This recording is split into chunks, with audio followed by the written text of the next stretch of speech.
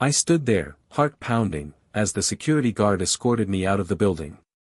The same building where I'd poured in countless hours, missed family gatherings, and sacrificed weekends. Now, I was being treated like a criminal. Just an hour ago, I was sitting at my desk, finalizing the quarterly report. Then, out of nowhere, I was summoned to the conference room. Inside were my boss, his nephew, and 2 HR representatives. The atmosphere was thick with tension. "We're letting you go," my boss said coldly. "No explanations, no warnings. Just like that." I glanced at his nephew, who smirked smugly. It all made sense now. The late-night meetings, the sudden interest in my projects, the unexplained errors in my reports. He'd been setting me up. As I gathered my belongings, I felt a mix of anger, betrayal, and determination. They thought they'd won. But they had no idea who they were messing with. It started like most good stories do, with hope. When I first got the job at Langford and Company, it felt like I'd finally broken through. A respected firm, solid salary, and a role that actually challenged me. I remember walking into the office on my first day, wearing my best shirt, full of nerves but ready to prove myself. The team welcomed me like family. My manager, Daniel, the same man who would later betray me, seemed sharp and fair. I even got along with the IT guy, which is saying something. For the first year, everything was golden. I handled sensitive accounts, delivered results, and even saved the company during a data breach by catching it early. Daniel praised me at every staff meeting. I was moving up slowly, but surely. Then one Monday morning, things shifted. Daniel introduced a new face during our team huddle. "This is Kyle," he said, patting the guy on the back. "He's just here to observe, maybe intern a little. Give him your time." Kyle. Young, smug, and barely interested in the job. He walked in like he already owned the place. Didn't ask questions, just watched me work, took notes on his phone, and cracked jokes when no one laughed. Still, I gave him the benefit of the doubt. I trained him, showed him how our systems worked, even helped him draft his first client email. But something was off. Daniel would come by, hover, then leave with Kyle for long conversations in his office. And little by little, things started going wrong. Files disappeared. My password got changed. A client accused me of missing a deadline I never even received. At first, I thought I was slipping. Now, I know better. But back then, I kept my head down. I worked late. I covered for Kyle's mistakes. I didn't realize I was already being hunted. It started with whispers. Tiny things. A client casually asking, "Didn't you say this would be ready last week?" But I hadn't. I knew my schedule inside out. I lived by that calendar. Then, it was the reports. Twice in 1 month, data I submitted was altered, subtly, but enough to cause delays. I thought maybe I'd clicked the wrong files, maybe I was tired. But a gut feeling kept gnawing at me. Then came the emails. One of our partners flagged a message I had sent, full of errors, unprofessional tone, sloppy attachments. Only.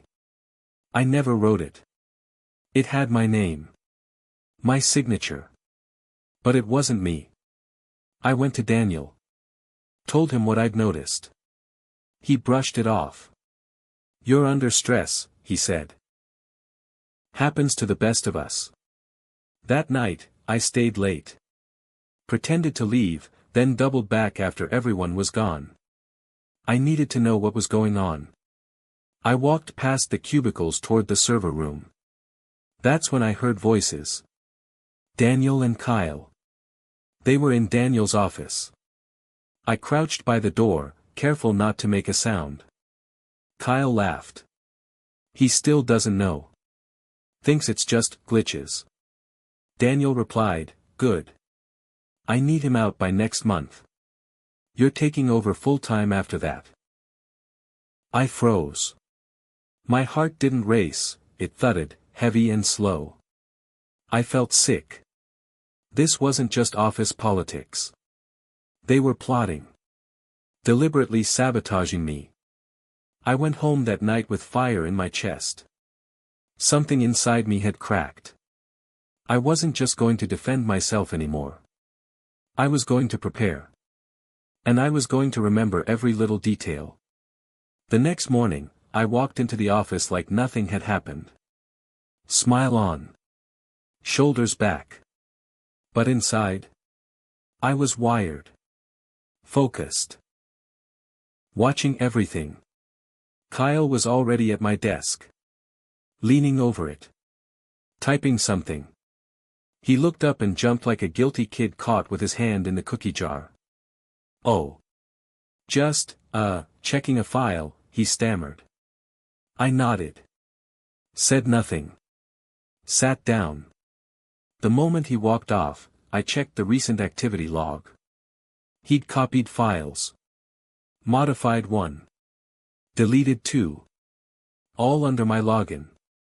That's when it clicked, he had access to my credentials. Probably with Daniel's help.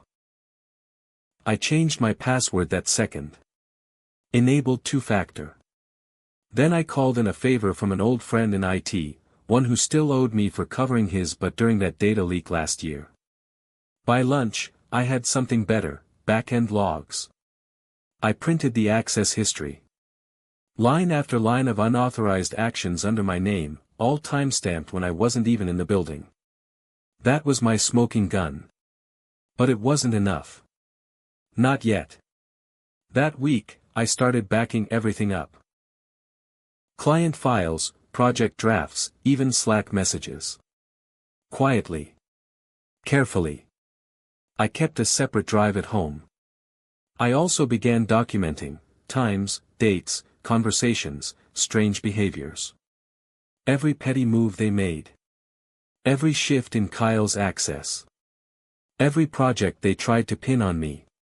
Then came the final straw.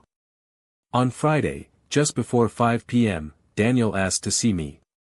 His tone was colder than usual. "We've reviewed your recent work. There have been irregularities. And some concerns from clients." He slid a paper across the desk. A warning notice. False allegations. Vague violations. All made up. I looked at the paper. Then I looked at him. And I smiled. Because I knew what was coming next. He thought he was tightening the noose. He had no idea I was the one building the gallows. I didn't sign the warning. Didn't argue. Didn't raise my voice. I just folded the paper, slipped it into my folder, and left his office with the same fake smile he always gave me in team meetings. But inside, something had shifted. I wasn't just fighting to keep my job anymore. I was planning how to end his. That weekend, I did something I hadn't done in years. I pulled an all-nighter. But this wasn't for a project. This was war prep. I reviewed every file I had saved. The access logs. The fake emails. The reports that had been sabotaged. I organized them all into timelines. Matched them against security camera timestamps that I got, quietly, from my friend in IT. Then, I remembered something even juicier. A company Daniel had a side contract with, off the books. Something he never disclosed to upper management. A conflict of interest buried in fake vendor invoices. I'd overheard him bragging about it at a Christmas party, back when he thought I was harmless. I did a little digging. And there it was. A dummy vendor name. Payments issued. No actual service delivered. That was fraud. Corporate fraud. And it was my golden ticket. But I wasn't ready to cash it in yet. No, not until I made sure Kyle was taken care of too. I needed more dirt on him. So I started baiting him. Monday morning, I left a folder labeled Q2 bonus proposal on my desk, then, accidentally, walked away for 10 minutes. When I came back, the folder was gone. 20 minutes later, it appeared in the shred bin, half-torn, like he hadn't even bothered to hide it properly. I retrieved it. Scanned it. Logged the time. Then I smiled to myself. Every step they took now, they were dancing to my tune. And I hadn't even started playing the real music yet. The funny thing about arrogant people? They get sloppy when they think they've won. Kyle was no different. After sabotaging me for weeks and watching me crumble, he started getting cocky. Too cocky. He began showing up late, talking over clients during meetings, even posting photos of himself in the office on social media. Caption things like, "Running the show now," with a smirk and a stupid peace sign. The final straw. He uploaded a picture of himself inside Daniel's office, feet up on the desk, flipping off the camera, with a client file clearly visible on the monitor behind him. I couldn't believe my luck. That file? Highly confidential. And company policy? Crystal clear. Unauthorized disclosure, even by accident, is grounds for immediate termination. I saved the post. Screenshotted the comments. Dated everything. Then I waited. The next day, I slipped a printed copy of the photo into a company mailbox addressed to compliance. No return name. No fingerprints. Just a timestamp and the words, "Is this how we protect client privacy now?"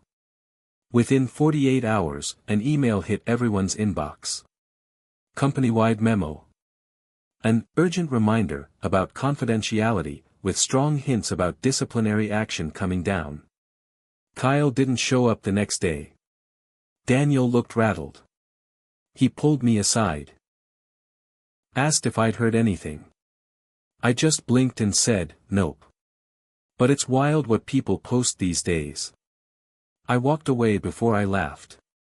Because now I knew, they were scrambling.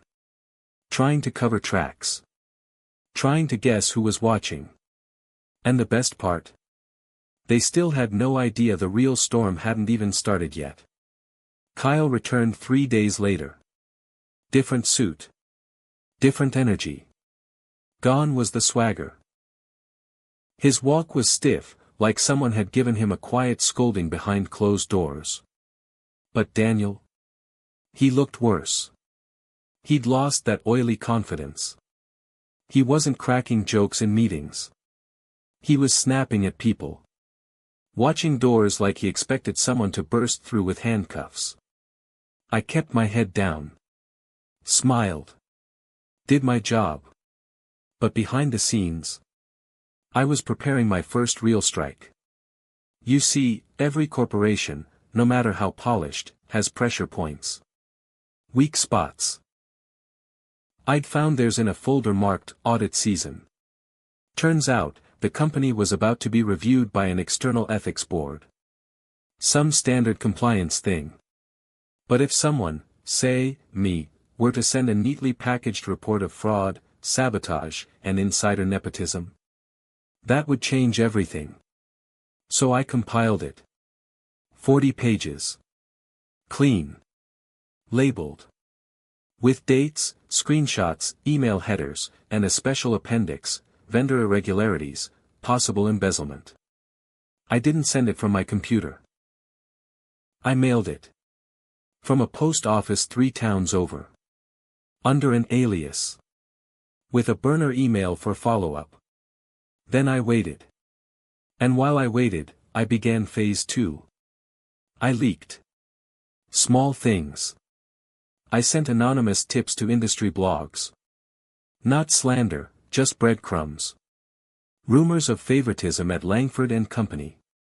Insiders hint at strange firings.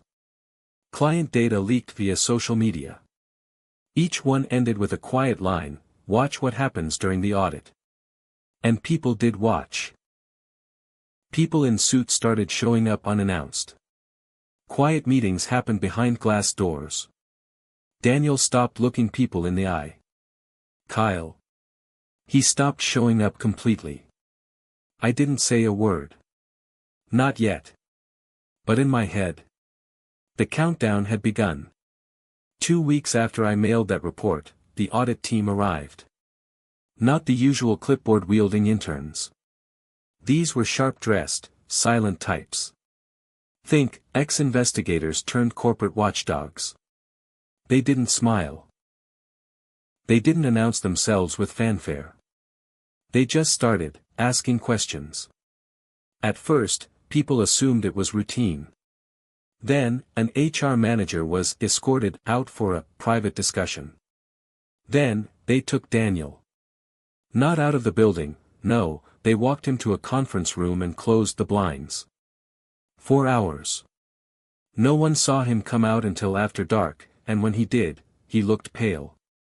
The next morning, I got called into the same room. My heart thudded like a drumline. But I kept my face calm. Innocent. They didn't accuse me of anything. They asked measured questions. Were you aware of any reporting discrepancies? Did you interact with Kyle directly regarding data privacy? Were you aware of this vendor listed here? I answered everything truthfully. Calmly. And when they thanked me for my cooperation, one of them smiled. Just slightly. The first time I'd seen one of them smile. By the end of the week, 3 people were suspended. Kyle. On extended leave. Daniel. Under investigation. And me. Still there. Still working. Still quiet. But now, the whispers had turned. People started stopping by my desk. Hey, man. Sorry about what happened. I always thought something was off with them. If you ever need a reference, I didn't say much. Just nodded. Grateful. Steady. Because I knew something they didn't. The final piece of my plan was still to come. And it would make everything that had happened so far look like child's play. The audit shook the company, sure. But I wasn't after just Langford and company. No. I wanted Daniel to carry this stink with him forever. Wherever he went. And I knew how. See, I had something most people didn't, contacts. Old clients. Partners. Former colleagues who'd moved up in the world and respected my work. And one night, over coffee with a former vendor rep, I let something slip. Funny how Langford's been quiet lately, I said casually. Must be tough, with the fraud stuff going on. His eyes widened. Wait, what fraud? I just raised my brow. Sipped my drink. And that was all it took. The industry grapevine. It's faster than the news. Within a week, rumors were flying. People started asking questions. Big clients paused contracts. One even pulled out completely. But I wasn't done. I took it further. I created a file. Not anonymous this time. Not hidden. It was a professional dossier, detailed, factual, not emotional, outlining Daniel's misconduct, the conflict of interest, the retaliation, the audit results. Every line backed by evidence. Then I submitted it to an ethics review board for executive certification. See, in our industry, to climb above a certain level, you need that certification. And Daniel? He was next in line for promotion. Until my file landed in the right inbox. A week later, I got the news from a contact. Daniel's application was denied. Ethics flagged. He's on an unofficial blacklist now. No one's touching him. I leaned back in my chair. Let it sink in. He'd wanted to climb over me. Instead, he fell through every floor on the way down. And me? I wasn't just surviving. I was rising. Kyle was always sloppy. He thought being Daniel's nephew made him untouchable. But nepotism has a shelf life, especially when your protector is under investigation. With Daniel out of the picture, Kyle returned like nothing happened. Like he'd just taken a long weekend. He swaggered into meetings. Threw his weight around. Even tried to coach a senior manager on a project he barely understood. The team? Done with him. The clients? Avoided him. But HR? Watching very closely now. And I gave them something worth watching. See, during his glorious rise, Kyle had kept a little side hustle. He was selling consulting packages to college grads. Promising job referrals at Langford. Charging real money. Using the company logo. Giving his company email as a point of contact. I found one of those poor grads. Reached out.